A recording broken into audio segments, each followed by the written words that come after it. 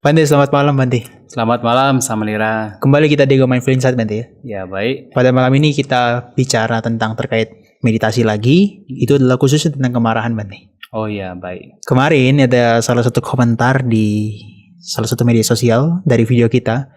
Itu dia mengatakan emangnya ada ya orang yang terbebaskan dari kemarahan? Kalau secara ajaran Buddha tentu ada. Harusnya ada ya Bante ya? Ada. Tapi secara pandangan umum mereka mengatakan seakan-akan tuh. Oh iya ya, karena secara umum kan memang sepertinya mustahil ya seseorang bisa bebas dari kemarahan. Lah iya. Tetapi secara Buddhis, terutama ya kita yakin bahwa ada orang-orang yang betul-betul telah terbebas dari kemarahan.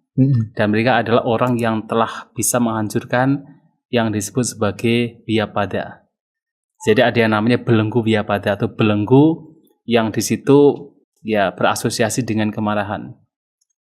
Dan orang demikian disebut sebagai anagami. Jadi seorang anagami itu sudah tidak punya kemarahan. Apalagi seorang arahanta. Ya, itu kan artinya ketika kita mengalami kemajuan secara spiritual, dalam konteks ini meditasi misalnya, maka ketika kita punya batin yang berkembang, lama-lama kemarahan itu akan luntur kan? Oh iya pasti. Sampai total loh Bante maksudnya. Betul. Dalam konteks bukan hanya sekedar dia marah karena ditahan. Enggak ya Bante? Oh enggak, itu betul-betul lenyap. Betul dari akarnya itu lenyap. Dan terutama mereka yang memang telah menghancurkan belenggu Vyapada. Ya. Tetapi walaupun belum menghancurkan, ketika orang mempraktikkan dhamma dengan baik, ya kemarahan itu akan semakin luntur, semakin terkikis. Nah, kemudian lenyap secara total memang ketika seseorang bisa menghancurkan belenggu Vyapada. Dan itu terjadi pada seorang yang dalam Buddhis disebut anagami. Anagami yang artinya tidak kembali lagi ya? Tidak kembali lagi. Tapi Bante, kalau kita bicara konteksnya anagami kan kejauhan banget ya. Bahkan kalangan umum mungkin nggak ngerti. Ya. Tapi setidaknya orang yang sudah bermeditasi dalam konteks beberapa tahun, kalau dalam orientasi yang benar ya. Iya. Semestinya kemarahan itu sudah berkurang. Oh iya, sebenarnya pasti sangat berkurang. Seharusnya sangat berkurang. Ya. Tapi kenapa ya orang di pandangan umum itu masih menganggap bahwa marah itu wajar loh Bante? Ya karena itu sesuatu yang dianggap biasa sehingga dianggap wajar. Karena kebanyakan orang tidak pernah berpikir kalau kemarahan itu bisa dihancurkan sehingga sesuatu yang wajar. Tetapi dalam agama Buddha apapun alasannya kemarahan itu adalah sebab berbagai macam penderitaan bahkan berbagai macam konflik. Dan bahkan lebih dari itu kemarahan adalah sebab mengapa makhluk terus mengalami tumimba lahir, itu secara Buddhis. Nah, sehingga sejauh ajaran Buddha melihat kemarahan ini bukan sesuatu yang dianggap remeh, tetapi kondisi batin yang justru itu harus diupayakan untuk dilenyapkan. Oke, berarti dalam konteks ini kemarahan nggak wajar dong? Ya sebenarnya nggak wajar, karena wajar, itu kan? penyebab seseorang menderita.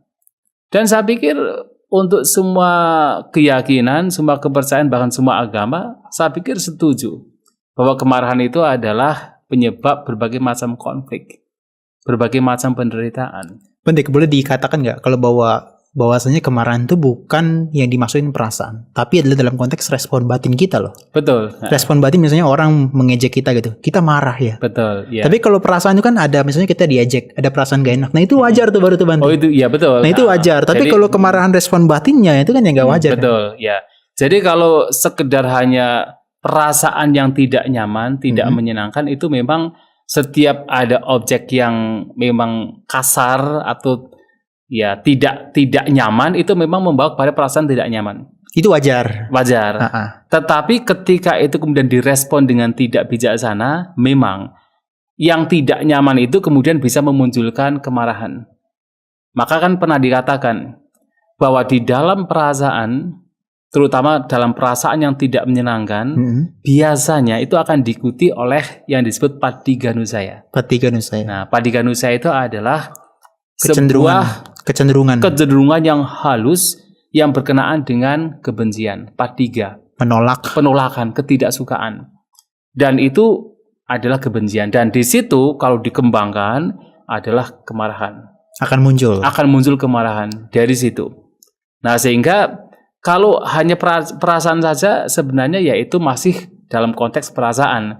Ya. Tapi kalau nanti sudah muncul padi ganu saya, berkembang menjadi kemarahan, nah itu yang sudah merupakan kotoran batin. Jadi pertanyaannya, dengan meditasi itu bisa benar-benar hilang? Oh sangat, bisa hilang. Justru meditasi itu kan tujuannya adalah untuk bisa mengenali batin kita. Salah satunya adalah mengenali bahwa batin kita ketika itu dikuasai oleh kemarahan. Nah, itu akan dikenali. Dari yaitu katakan kondisi batin marah yang kasar sampai bahkan ketidaksukaan yaitu patiga yang halus, itu dikenali dengan seseorang bermeditasi melihat ke dalam batin sendiri.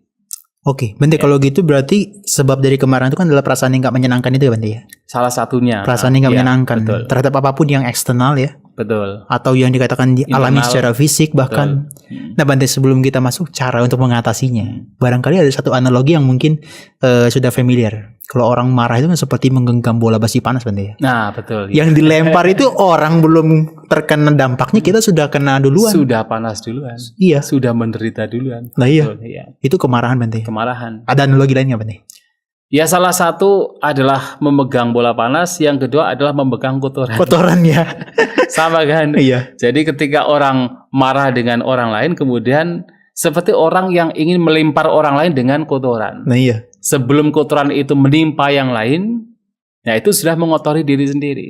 Nah iya. Artinya sebelum orang lain barangkali ikut menderita karena kemarahan seseorang, orang tersebut sebenarnya sudah menderita terlebih dahulu. Makanya kalau mengharapkan orang lain dalam konteks nggak bisa marah lagi, itu ada potensi untuk bisa terjadi seperti itu, Bante ya. Betul, betul. Ya. Karena dia melihat bahaya dari kemarahan terhadap fisiknya bagaimana, kemudian bahaya terhadap batinnya gimana, itu sangat terdampak. Dan kalau orang bisa menyadari itu, bahwa kemarahan akan luntur loh sedikit demi sedikit seharusnya. Betul, ya itu salah satu cara sebenarnya. Dengan kita melihat bahaya dari kemarahan, yang itu adalah penderitaan bagi dirinya sendiri, itu salah satu cara untuk melenyapkan kemarahan. Karena kan biasanya orang secara natural ya, setiap orang itu kan tidak mau menderita. Ya. Ya, kalau seseorang bisa melihat bahaya yang muncul dari penderitaan dan itu adalah penderitaan, setiap kali kemarahan muncul itu direnungkan, itu bisa menjadi senjata untuk bisa mengikis kemarahan itu sendiri. Oke, ini cara yang pertama berarti, cara untuk melenyapkannya. Kalau ini mungkin merenungkan, Bante ya. Merenungkan. Merenungkan. Seperti diibaratkan kan dia melihat seorang pengemis, Bante ya. Nah, itu juga yang melihat seorang pengemis lain. Kan. Betul. Itu cara lain sebenarnya, itu disampaikan oleh Bhante Sariputta. Jadi kan pertama kita harus melihat kemarahan itu kan muncul ketika seseorang itu melihat sisi negatif dari sesuatu. Ya. Termasuk kalau itu kemarahan muncul terhadap orang lain. Ya. Itu kan karena melihat dari sisi negatifnya. Oh, orang tersebut telah merugikan saya, telah menghancurkan saya, telah mengkhianati saya. Muncullah kemarahan. Kan begitu? Ya. Karena melihat sisi negatifnya. Tetapi kalau kemudian kita mampu melihat sisi positif dari orang tersebut, kemarahan akan lenyap. Gimana bisa melihat sisi positif orang kalau kita lagi marah? Nah, makanya itu latihan. Okay. Ya, kita harus berlatih. Ya. Nah, kita harus berlatih untuk setiap kali kemarahan muncul, cobalah mindset kita itu diubah. Jadi tidak melihat dari sisi negatifnya, lihat sisi positifnya. Setiap orang telah melakukan banyak perbuatan. Ya. Apalagi kalau yang membuat kita marah itu adalah orang yang kita kenal. Pasti kita tahu, barangkali pernah orang tersebut pernah mengucapkan kata-kata yang menyenangkan. Ya. Barangkali orang tersebut pernah melakukan kebajikan seperti berdana kepada kita, kepada orang lain. Atau melayani lah ibaratnya. Melayani kita atau berbuat kebajikan kepada orang lain. Barangkali dia juga pernah melakukan praktek-praktek seperti kemoralan dan sebagainya. Itu yang kita ingat. Nah, kalau kita mampu mengingat apa yang baik dari orang tersebut, ya karena kita melihat dari sisi positifnya, maka sisi negatifnya akan tidak kelihatan. Sehingga apa? Kemarahan akan lenyap.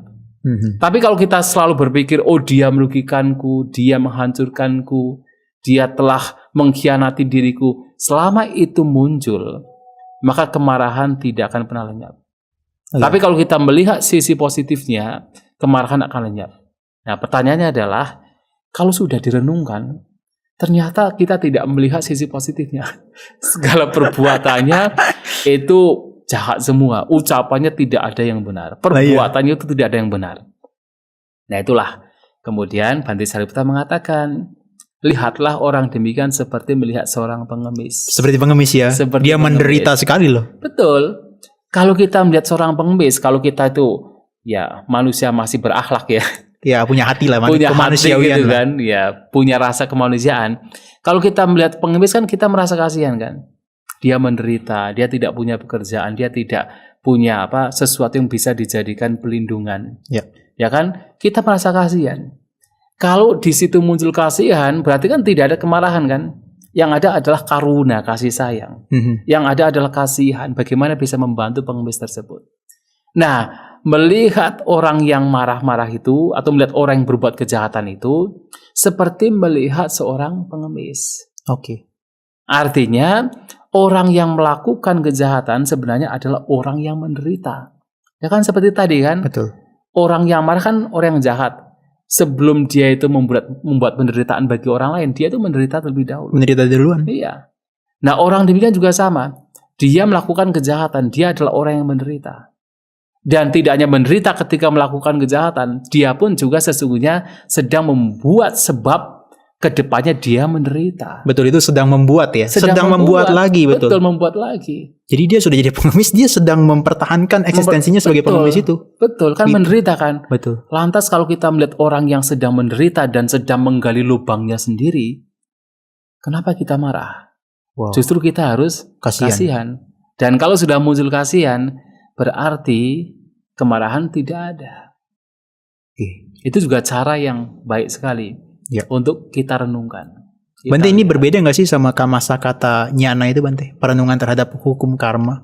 Itu juga cara juga. Itu cara yang berbeda sama yang pertama tadi? Juga. Beda ya? Berbeda. Oke. Kalau di kitab komentar soalnya saya baca ada Kamasa kata Nyana itu. Di Visuddhimagga juga. Betul ya. Jadi salah satu cara untuk melenyapkan kemarahan adalah dengan melihat bahwasanya setiap orang itu adalah pewaris dari perbuatannya masing-masing. Ya. Artinya mungkin ada seseorang yang berbuat jahat kepada kita. Ya, kalau kita tidak memahami bahwa itu adalah buah dari perbuatan kita, kan kemarahan akan muncul kan?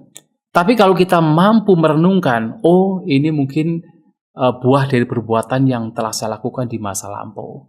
Sehingga karena perbuatan jahat saya, sekarang saya mendapatkan buah perbuatan yang tidak menyenangkan. Saya dirugikan oleh orang lain, saya dijahati oleh orang lain. Udah saya terima. Artinya itu memang sebagai konsekuensi perbuatan kita yang dulu pernah dilakukan perbuatan jahat. Sekarang kita mendapatkan konsekuensinya dijahati oleh orang lain. Tapi pendapat umum kan gak gitu, Bante ya? Kalau orang sedang dijahati oleh orang lain, katakanlah dia dirampok atau diapain gitu kan, orang gak bisa berpikir jernih seperti tadi, Bante. Iya, memang itulah makanya lagi dan lagi latihan. Ya.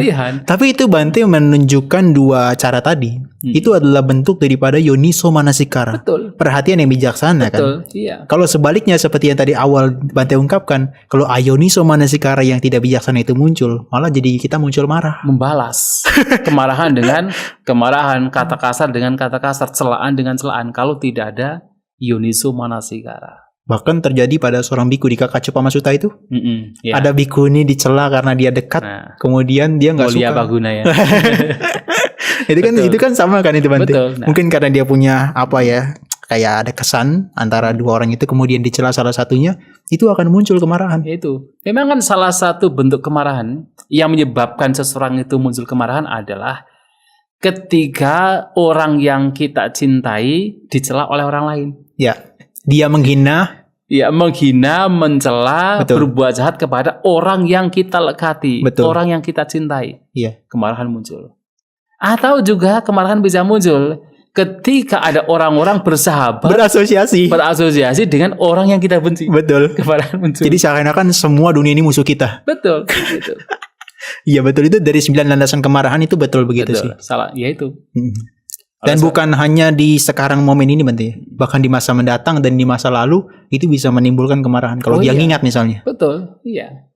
Dan itulah ya juga menjadi satu renungan bagi kita. Jadi kalau sudah muncul ya katakan pikiran-pikiran demikian, itu harus segera dilenyapkan. Karena itu bisa menimbulkan suatu saat kemarahan. Misalnya kita sudah melekat dengan seseorang, harus diingat, ini bahaya. Karena nanti ketika orang yang kita lekati mendapatkan mungkin celaan, hinaan, atau hal-hal yang buruk dari orang lain, kemarahan bisa muncul. Seperti Mulia Baguna, Biku Mulia Baguna. Iya. Atau kita sudah mempunyai semacam ketidaksukaan, permusuhan terhadap seseorang, itu sendiri sudah bibit kebencian. Dan ketika kemudian ada orang yang bersahabat dengan orang yang kita benci, tambah lagi kebencian bertambah. Seakan-akan double kill. Double. Nah, itu juga harus kita sadari. Dan itu penting untuk kita ketahui juga. Ya, Bante, kalau misalnya saya baca di beberapa referensi sutta, Sang Buddha sangat menganjurkan kalau kita punya kemarahan melatih cinta kasih. Ya, itu juga cara yang lain.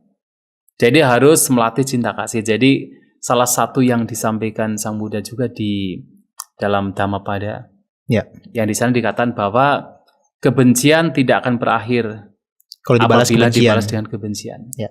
Tapi akan berakhir bila dibalas dengan tidak membenci. Nah, tidak membenci di sini adalah dengan cinta kasih. Maka dalam khotbah-khotbah lain juga disampaikan Sang Buddha, ketika batin itu di sana ada cinta kasih, ada metta, ada friendship, persahabatan, maka mustahil dalam batin yang di situ ada metta, cinta kasih, muncul kebencian. Maka ketika seseorang terbiasa dengan mengembangkan cinta kasih, mengembangkan rasa persahabatan terhadap siapapun, bahkan terhadap semua makhluk, maka pada saat itu muncul, itu berkembang, kebencian juga tidak akan ada di sana. Ya. Kalau ini kan adalah berarti kan satu tahapan kita harus mengembangkan batin yang penuh dengan aspek yang positif tuh, loving kindness tadi kan. Betul, ya. Nah, kalau berarti begitu kita harus belajar dulu untuk mencintai diri sendiri, sekitar kita. Apakah harus langsung kepada musuh, Bante? Oh tidak, atau bertahap dulu? Bertahap. Kalau dalam praktik pengembangan metta yang lebih intensif, pengembangan cinta kasih lebih intensif, ya kita tidak langsung kepada orang yang membuat kita itu marah. Ya. Tetapi dianjurkan, terutama dalam Visuddhimagga ya, disampaikan bahwa lebih baik kita menggunakan seseorang sebagai objek yang awal adalah orang yang kita hormati. Bukan orang yang kita lekati dan juga bukan orang yang kita benci.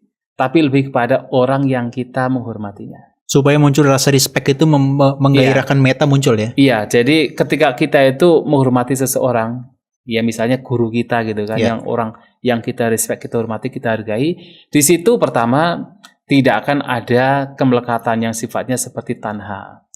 Nafsu ragawi tidak ada. Karena bukan lawan jenis ya? Iya, bukan lawan jenis dan juga bukan seseorang yang membuat kita melekat.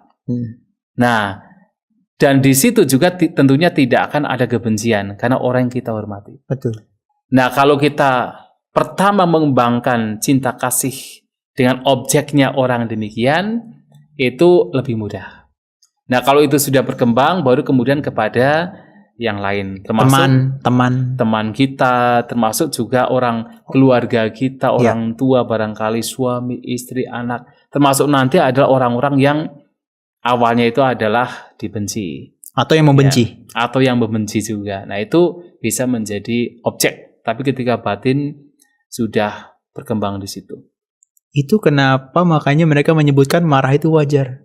Karena kan kalau praktik seperti itu butuh latihan kan? Iya, butuh latihan. Dan mereka yang nggak pernah latihan maka nggak bisa secara langsung mereka share meta mereka ke orang yang dibenci kan? Oh iya, nggak bisa. Maka bahkan kemarahan meledak duluan. Iya, bahkan seseorang yang sudah tahu dhammaja saja, ya kan masih juga kan? Kadang-kadang ya. Ya kadang-kadang kan masih juga. Kenapa? Ya kurang latihan. Iya. Ya, walaupun kita sudah tahu dhamma banyak, kalau tidak dilatih ya itu hanya sekedar teori. Oke. Hanya sekedar ya wacana saja. Seperti seseorang yang tahu, oh merokok itu memberikan banyak penyakit. Tahu kan? Tapi kalau tidak ada latihan, dia sudah ketagihan dan tidak ada latihan untuk melepaskan ketagihannya, ya hanya sekedar wacana. Ini juga sama kan? Kita banyak tahu tentang Dhamma. Cara-caranya sudah diberitahu oleh Sang Buddha. Tetapi kalau kemudian itu tidak dipraktikkan, perenungan tidak dilakukan, pengembangan cinta kasih tidak dilakukan, kesabaran tidak dilakukan, Perenungan terhadap Kammasaka tadi juga tidak dilakukan. Nah, ya kemarahan tetap akan berkembang di situ. Berarti kalau misalnya apa yang kita sudah bicarakan itu adalah pengembangan batin dengan cara-cara yang seperti tadi kan meta, kemudian adalah munculkan perenungan Yoniso Manasikara. Itu adalah kalau saya perhatikan sifatnya adalah dia menekan kemarahan Bante. Iya. Supaya kemarahan tidak muncul.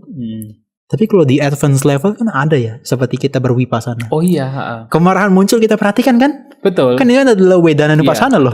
Betul. Bisa Bante ya, itu sebagai cara bisa. juga ya. Salah satu cara. Oke. Jadi kalau di dalam, memang kalau masih dalam konteks ketenangan, kemarahan itu tidak bisa dicabut sampai akar-akarnya. Makanya kemarin kita ngomong kan samatha nggak bisa mencabut tuh. Tidak bisa mencabut. Baru harus vipassana dulu. Betul. Nah, tetapi dengan cara mempraktikkan vipassana itu yang bisa betul-betul mencabutnya.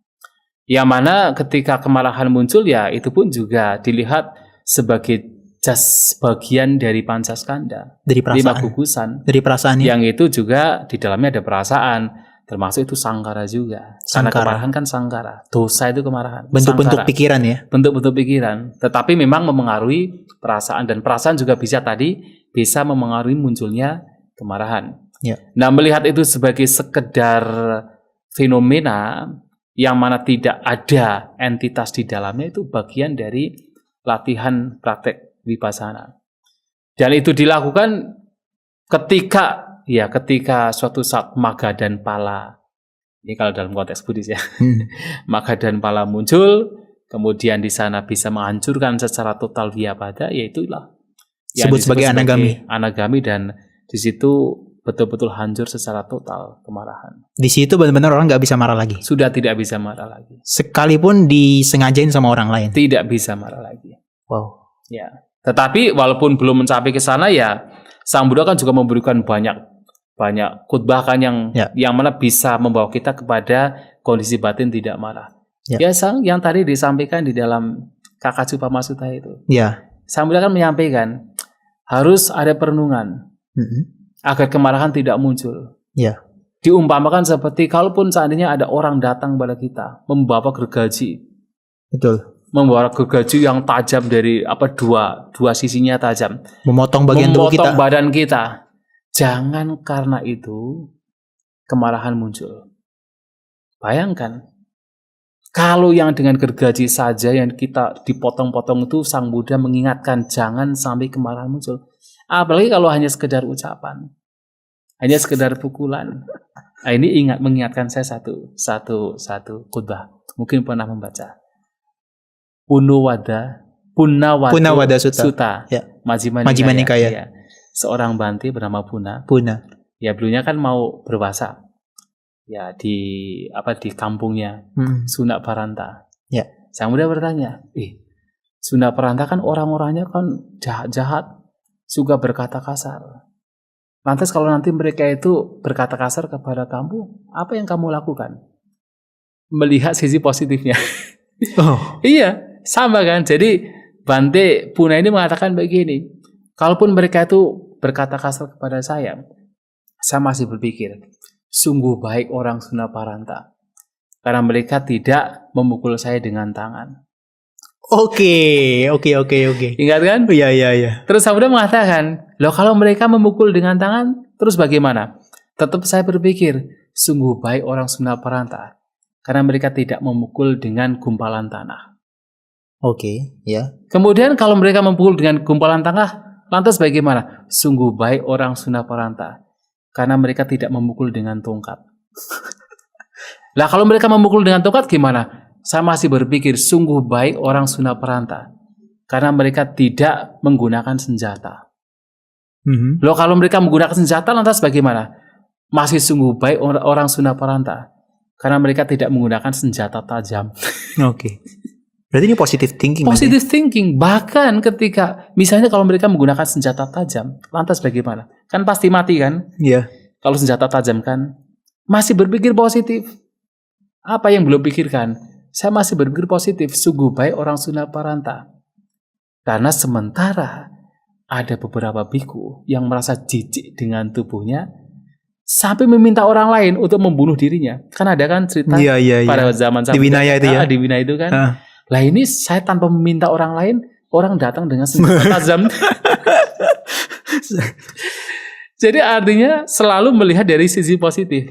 Oke. Nah kalau melihat dari sisi positifnya, kan kemarahan tidak muncul. Mhm. Ya seperti orang Indonesia kan selalu mengatakan, kalaupun sudah mendapatkan masalah, oh masih untung ya. gitu kan. Orang Jawa dia. Orang Jawa gitu kan. Masih untung.